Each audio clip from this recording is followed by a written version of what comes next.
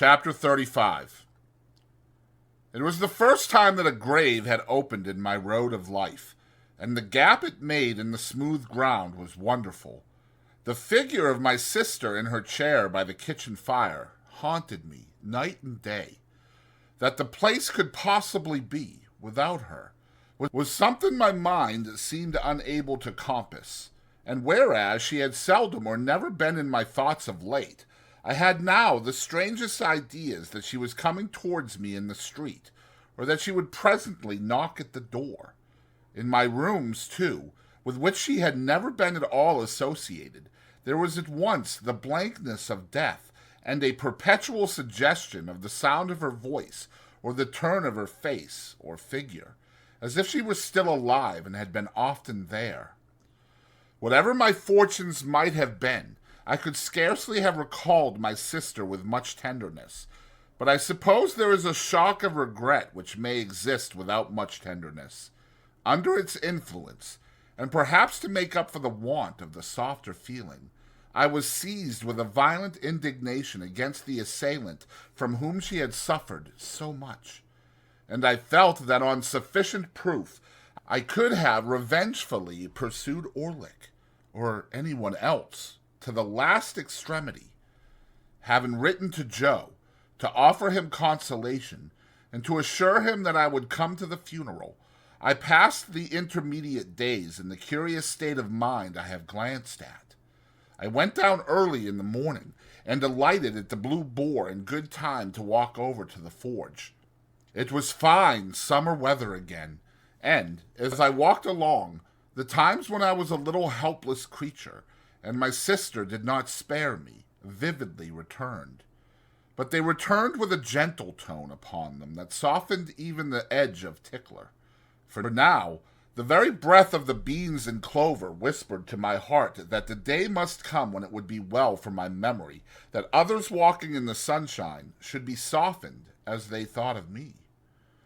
At last I came within sight of the house, and saw that Trabb and Company had put in a funereal execution and taken possession.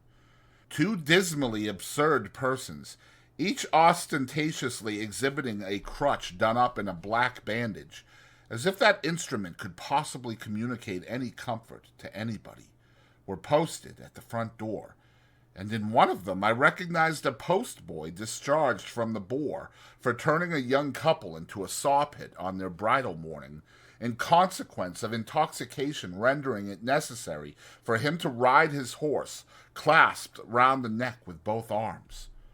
All the children of the village, and most of the women, were admiring these sable warders and the closed windows of the house and forge, and as I came up, one of the two warders, the postboy, knocked at the door, implying that I was far too much exhausted by grief to have strength remaining to knock for myself. Another sable warder, a carpenter who had once eaten 2 geese for a wager, opened the door and showed me into the best parlor. Here, Mr. Trabb had taken unto himself the best table, and had got all the leaves up, and was holding a kind of black bazaar, with the aid of a quantity of black pins. At the moment of my arrival, he had just finished putting somebody's hat into black long clothes, like an African baby, so he held out his hand for mine. But I, misled by the action, and confused by the occasion, shook hands with him with every testimony of warm affection. Poor dear Joe, entangled in a little black cloak, tied in a large bow under his chin, was seated apart at the upper end of the room, where, as chief mourner, he had evidently been stationed by Trabb. When I bent down and said to him, "Dear Joe, how are you?" he said, "Pip, old chap, you knowed her when she was a fine figure of a—" and clasped my hand and said no more. Biddy, looking very neat and modest in her black dress, went quietly here and there, and was very helpful. When I had spoken to Biddy, as I thought it not a time for talking, I went and sat down near Joe, and there began to wonder in what part of the house she, my sister, was. the air of the parlor being faint with the smell of sweet cake. I looked about for the table of refreshments. It was scarcely visible until one had got accustomed to the gloom, but there was a cut-up plum cake upon it, and there were cut-up oranges and sandwiches and biscuits, and 2 decanters that I knew very well as ornaments, but had never seen used in all of my life, one full of port and one full of sherry. Standing at this table, I became conscious of the servile Pumblechook in a black cloak and several yards of hatband, who was alternately stuffing himself and making obsequious movements to catch my attention. The moment he succeeded, he came over to me, breathing sherry and crumbs, and said in a subdued voice, "May I, dear sir?" and did. I then described Mr. and Mrs. Hubble, the last named in a decent speechless paroxysm in a corner. We were all going to follow, and were all in course of being tied up separately, by Trabb, into ridiculous bundles. "I meant to say, Pip," Joe whispered me, as we were being what Mr. Trabb called formed in the parlor, 2 and 2, and it was dreadfully like a preparation for some grim kind of dance. "Which I meant to say, sir, and I would in preference have carried her to the church myself, along with 3 or 4 friendly ones what come to it with willing hearts and arms. But it were considered what the neighbours would look down on such, and would be of opinions as it were wanting in respect." "Pocket handkerchiefs out, all!" cried Mr. Trabb at this point, in a depressed, business-like voice. "Pocket handkerchiefs out! We are ready." So, we all put our pocket handkerchiefs to our faces, as if our noses were bleeding, and filed out, 2 by 2, Joe and I, Biddy and Pumblechook, Mr. and Mrs. Hubble. The remains of my poor sister had been brought round by the kitchen door, and, it being a point of undertaking ceremony that the 6 bearers must be stifled and blinded under a horrible black velvet housing with a white border, the whole looked like a blind monster with 12 human legs, shuffling and blundering along under the guidance of 2 keepers, the postboy and his comrade.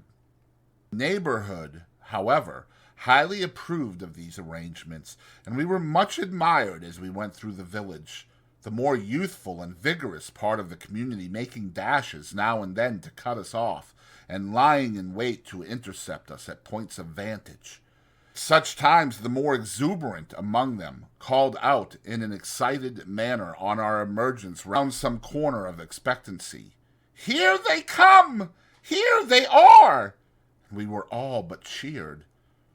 In this progress I was much annoyed by the abject Pumblechook, who, being behind me, persisted all the way as a delicate attention in arranging my streaming hatband and smoothing my cloak. My thoughts were further distracted by the excessive pride of Mr. and Mrs. Hubble, who were surpassingly conceited and vainglorious in being members of so distinguished a procession. And now the range of marshes lay clear before us, with the sails of the ships on the river growing out of it, and we went into the churchyard, close to the graves of my unknown parents, Philip Purrup, late of this parish, and also Georgiana, wife of the above. And there my sister was laid quietly in the earth, while the larks sang high above it, and the light wind strewed it with beautiful shadows of clouds and trees. Of the conduct of the worldly-minded Pumblechook while this was doing, I desire to say no more than it was all addressed to me, and that even when those noble passages were read which remind humanity how it brought nothing into the world and can take nothing out, and how it fleeth like a shadow and never continueth long in one stay, I heard him cough a reservation of the case of a young gentleman who came unexpectedly into large property. When we got back, he had the hardihood to tell me that he wished my sister could have known I had done her so much honor, and to hint that she would have considered it reasonably purchased at the price of her death. After that, he drank all the rest of the sherry, and Mr. Hubble drank the port, and the 2 talked, which I have since observed to be customary in such cases. If they were of quite another race from the deceased, and were notoriously immortal. Finally, he went away with Mr. and Mrs. Hubble to make an evening of it, I felt sure, and to tell the jolly bargeman that he was the founder of my fortunes and my earliest benefactor. When they were all gone, and when Trabb and his men, but not his boy, I looked for him, had crammed their mummery into bags, and were gone too, the house felt wholesomer. Soon afterwards, Biddy, Joe, and I had a cold dinner together, but we dined in the best parlor, not in the old kitchen, and Joe was so exceedingly particular what he did with his knife and fork, and the salt cellar and what not, that there was great restraint upon us. But after dinner, when I made him take his pipe, and when I had loitered with him about the forge, and when we sat down together on the great block of stone outside it, we got on better.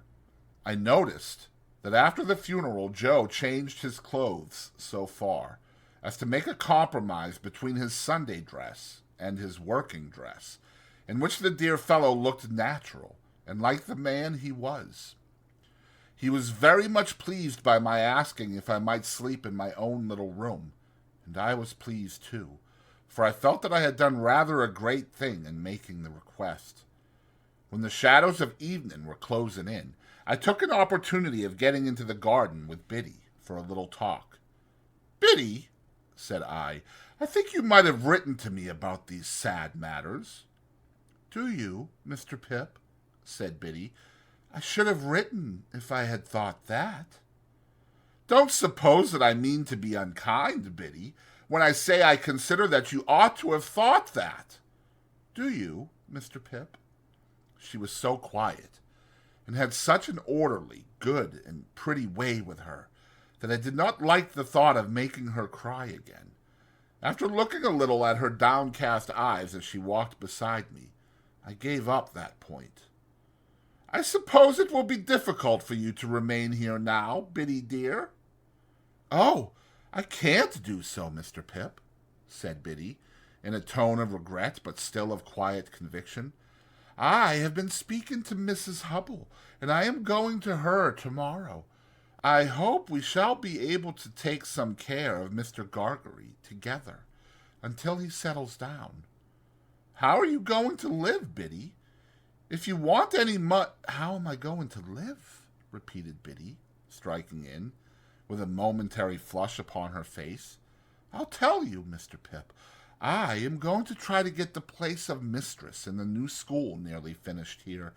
I can be well recommended by all the neighbors, and I hope I can be industrious and patient, and teach myself while I teach others. You know, Mr. Pip," pursued Biddy, with a smile, as she raised her eyes to my face, "the new schools are not like the old, but I learnt a good deal from you after that time, and have had time since then to improve. I think you would always improve, Biddy, under any circumstances." "Ah, except in my bad side of human nature," murmured Biddy. It was not so much a reproach as an irresistible thinking aloud. Well, I thought I would give up that point, too, so I walked a little further with Biddy, looking silently at her downcast eyes.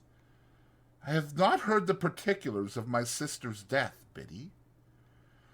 "They are very slight, poor thing. She had been in one of her bad states, though they had got better of late, rather than worse, for 4 days, when she came out of it in the evening, just at tea-time, and said quite plainly, 'Joe?' She had never said any word for a long while. I ran and fetched Mr. Gargery from the forge. She made signs to me that she wanted him to sit down close to her, and wanted me to put her arms round his neck. So I put them round his neck, and she laid her head down on his shoulder quite content and satisfied. And so she presently said 'Joe' again, and once 'Pardon,' and once 'Pip.' And so she never lifted her head up any more. And it was just an hour later when we laid it down on her own bed. We found she was gone." Biddy cried. The darkening garden and the lane, and the stars that were coming out were blurred in my own sight.